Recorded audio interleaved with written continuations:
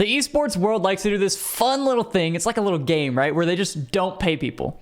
I'm owed money. I know plenty of other people who are owed money, and I'm sure there's hundreds of other people all across the esports scene who are just owed money. Whether it's from orgs, tournament organizers, or sponsors, or anything really. Sometimes people just don't pay.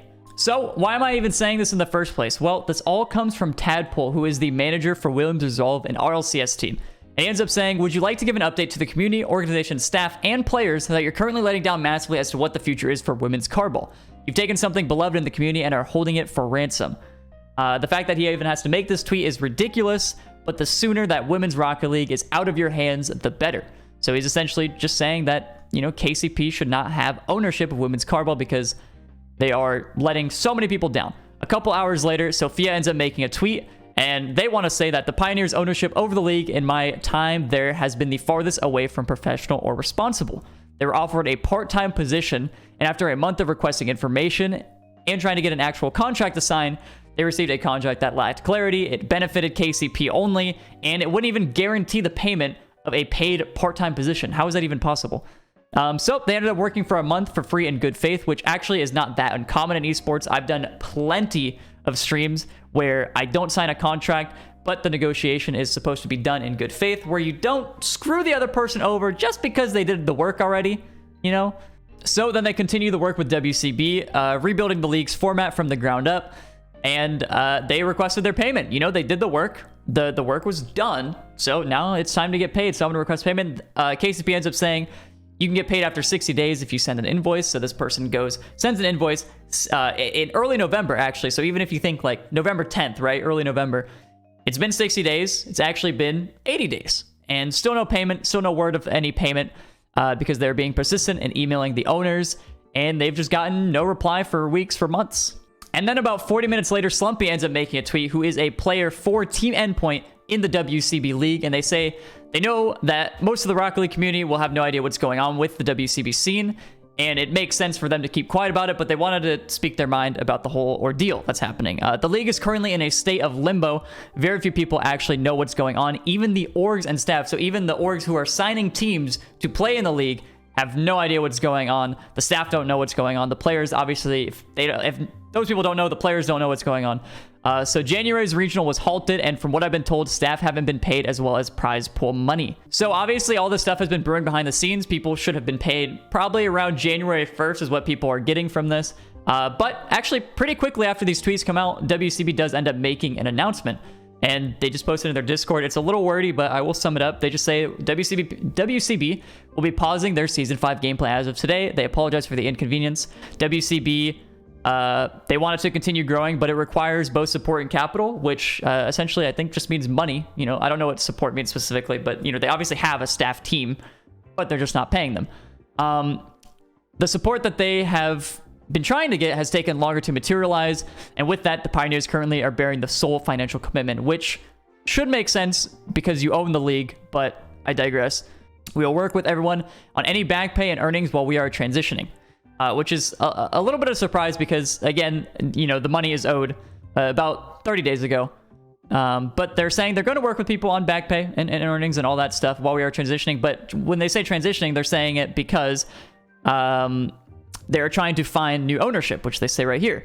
The gameplay will be paused until new ownership is established or additional sponsors are secured. At this point, with the entire mess of their ownership, I don't think any sponsors are going to be secured. I think the only play here is for them to actually give up the league, sell the league. I mean, honestly, I don't even think they deserve it to be sold. But if the scenario happens where if they sell the league, they can pay all the people, then sure. So the statement comes out. People aren't too happy with it because essentially they're just saying, we were trying to get a sponsor to end up paying for this stuff. We were running this stuff without actually having the money to run it, which obviously is a problem in itself. You don't really have to think too hard about that one. But, a lot of people are affected by this, and I want to show some tweets from these people. Elise ends up saying, I planned 9 months of my life in advance for WCB. Scheduled events I had planned around WCB, said no to projects for WCB. So people are essentially not taking opportunities because WCB is saying, hey, we will hire you, you can do this, and we will pay you. All this stuff. People are like, oh, yeah, I'll do it for WCB, stuff like that. Obviously, every single person deserves and deserved better. Bass from the past ends up tweeting this.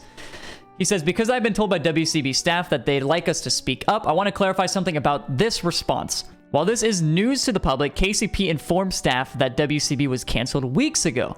So maybe January 10th, they told their staff that, you know, everything's going to be paused. They withheld the info from the public and left the orgs and teams in limbo. So the staff were told that the league was going to be paused, but KCP never told the public, they never told the teams, they never told the orgs who are participating in their league. Bass also ends up saying, I'm a full-time caster, and as such, I have to make my own schedule. WCB booked me for 2 shows in January, so I reserved those dates and informed RLCS APAC of my availability. So he essentially took a casting date at WCB, and now he can't cast on those other days because he's busy doing WCB. And so he informed APAC of the availability, and he locked in his schedule for that. But now that WCB has canceled, he is out thousands of dollars. Danger Taco in a similar position. He says, I'm the subcaster for WCB, and I'm personally owed a couple thousand that I don't know when I'll see. So I end up seeing these 2 tweets. I see these 2 individuals, Bass and Taco. They say they're owed thousands of dollars. That's just 2 tweets that came out like a day or like the same day of the initial tweets, right? 2 people. They're owed thousands of dollars. So I got curious, and I started asking people. I started asking individuals who are affected by the whole thing, and I basically got a range from them. There's about 45 people who are affected by the whole thing, 45 people who have not been paid, and the total amount of those 45 people is between $50,000 to $75,000. How do you run an entire league, an entire operation, and just not be ready to pay people? How do you leave these people in the dark knowing you owe them thousands of dollars? Like, not even like updates? People are emailing and replying, and you're not even able to give them a reply, a statement about anything? Seriously. Now, I already know the argument people are going to make is you shouldn't do the work if you don't have the contract. But imagine you need the money, right? You need the money, and the show is in maybe 3 days or whatever, an example, and they're like, yeah, we'll get you the contract by the end of the week. So you end up doing the show, whatever, and now you're waiting till the end of the week to get the contract, and then maybe the next event's in 2 weeks or whatever, and they keep saying, yeah, we'll get you the contract, you'll get paid, you get net 60. You'll get paid in 60 days after the work is complete. 60 days is quite a long time, but it's not out of the ordinary, right? So if you're being told you're going to be paid, you're probably just going to do it anyway, right? It's pretty common. And so that's also one of the biggest things about this whole ordeal is that the events were ran and people were actually working. It's a completely different story if the event was just canceled and they say, hey, we're gonna pay 50 people $1,000 to run our show, whatever, and then they cancel the event 2 weeks before or 1 week before or whatever, and then it didn't happen. And then it's like, wow, you know, that kind of sucks. I was ready to run the show, but you know, it ended up getting canceled. You know, you kind of have to just go whatever from that point on. But the show was actually ran. People actually did the work. And Sapphire also ends up making a tweet similar to what I just said, actually. But esports is a financial struggle right now, so operating events comes with risk. I'd much rather tail between my legs, cancel an event with 1 week notice than host the event and not be able to pay staff or prize money.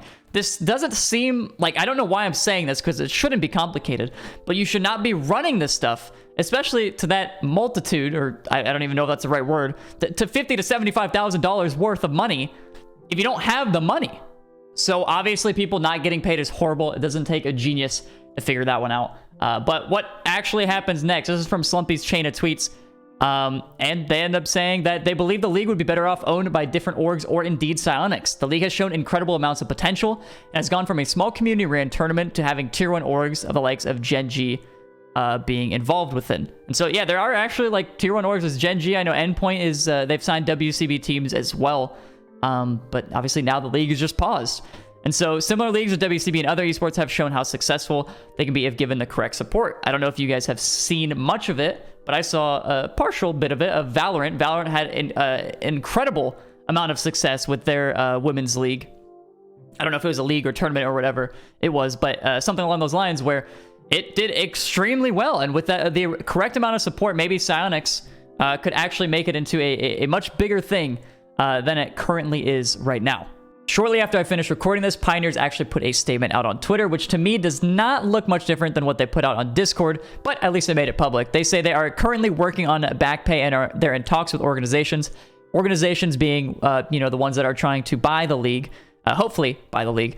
And they say that when they started season 5, they had these big plans, and it eventually is halted now just because they lacked publisher support and sponsor support. Support probably being money here, I would assume, especially for the sponsor support part. And they say that ultimately they want the WCB to succeed, and they will have a solid update for everybody at the end of next week. And just reading this, I just want to say that it is very hard for people to look at this and actually trust the words, trust the announcement here, just because the mismanagement that's happened in the league. People have been told they're going to get paid after 60 days. It's now been 80, 90 days for some people, and they have not been paid. And it's just a big question mark on the entire thing. So, I mean, with all that being said, people are going to take the announcements with a grain of salt. I will say that it is good that they are announcing stuff, and they are talking about it, though. They are actually communicating, which is good. But it shouldn't have gotten this far in the first place for the communication to actually start happening. With all that being said, hopefully WCB falls into the right hands. Hopefully you guys enjoyed the video, and hopefully you have a great day.